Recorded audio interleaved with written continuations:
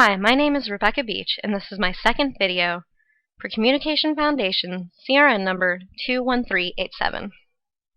With this speech, I hope to inform my audience about errors which happen during capital punishment trials, the implementation of DNA profiling during proceedings, and accounts illustrating life after prison for exonerated inmates. In 1985, Kirk Bloodsworth was convicted of the sexual assault, rape, and first-degree premeditated murder of a 9-year-old girl in the state of Maryland. He proclaimed his innocence and turned to newly introduced DNA fingerprinting to prove his testament. After spending 9 years in prison, 2 of which were served on death row, testing proved DNA evidence did not fit his genetic profile. He was then released from prison. Bloodsworth was the first American to be exonerated due to DNA profiling in the United States. As a student, actively attending court hearings, completing many criminal justice courses, and researching case law, with this information, I hope to provide you with a broader understanding of the impact DNA profiling has for exonerated citizens. Firstly, I will begin explaining errors that happen with eyewitness misidentification. Secondly, I will talk a little bit about DNA profiling and DNA databases used in the United States. Lastly, I will explain statutes and compensation directed towards exonerations in the United States. As United States citizens, we are bound by the United States Constitution. Under the 14th Amendment, we are entitled to citizenship, due process, and equal protection of the law. As citizens, we have a duty to serve on a jury and assist judicial proceedings. First and foremost, we need to investigate factors which directly contribute to wrongful convictions in the United States. The Innocence Project states that 292 people sentenced for committing serious crimes had been exonerated due to DNA profiling between the years of 1989 through 2012. Eyewitness misidentification is the leading contributor to wrongful convictions in the United States. Police researchers state that the main reason eyewitnesses misidentify is due to the fact they do not remember all the facts of the crime, or they forget key identifiers of the perpetrator. Police established lineups are another link to police procedure which affect the accuracy of eyewitness identification. Police culprit lineups do not have the perpetrator within the lineup. This bases a relative judgment based upon the person who most looks like the perpetrator. There are also estimator variables, which are factors which lead to the inaccuracy of eyewitness identification, such as stress or if they were threatened by the use of a weapon.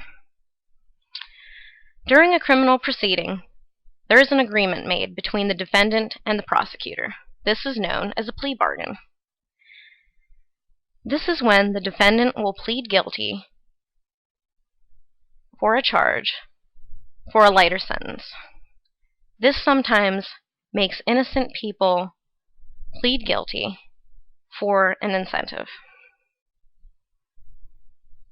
When a person pleads guilty to a crime they did not commit, this is known as a false confession. The Innocence Project states that 25% of former exonerated citizens had produced a false confession.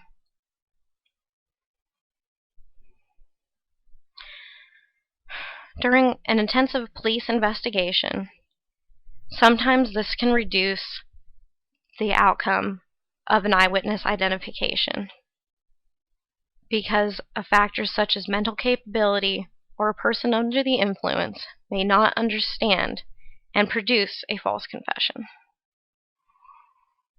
After taking a closer look at identification bias during criminal proceedings, we can talk a little bit about DNA profiling and DNA databases. DNA profiling was established in 1984.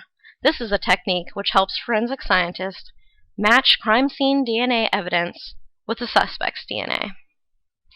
Forensic scientists look for 13 DNA regions. These are different among people. When the data is collected, the profile is created. This creates a fingerprint. Blood, hair, bone, body tissue, and saliva are all samples examined by forensic scientists, which link crime scene evidence to a suspect. The largest DNA database in the United States used by the FBI is termed CODIS, the Combined DNA Index System. This system allows police officers to collect DNA from arrestees and enter into the database system. When crime scene evidence is linked to a genetic profile by the use of a national database, this is known as a cold hit. Ultimately, technology has brought advances in the criminal justice system, and stored databank information helps target criminals and less innocent people take the fall. Statutes passed in 27 states providing compensation for wrongful convicted citizens. 250 people throughout 34 states had been exonerated after post-conviction DNA testing. Kirk Bloodsworth now speaks for an organization known as Witness to Innocence.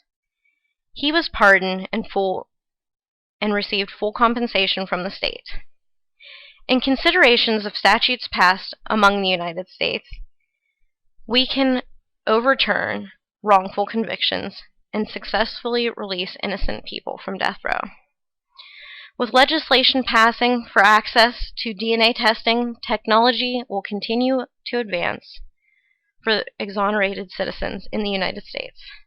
Reviewing factors such as eyewitness misidentification and false confessions leading to convictional error, DNA profiling has been proved to close cases. Don't we all deserve due process and equal protection of the law as United States citizens? Reach out to your neighbor, serve on a jury, or research local court cases. Keep in contact with your surroundings and express your constitutional rights. Thank you.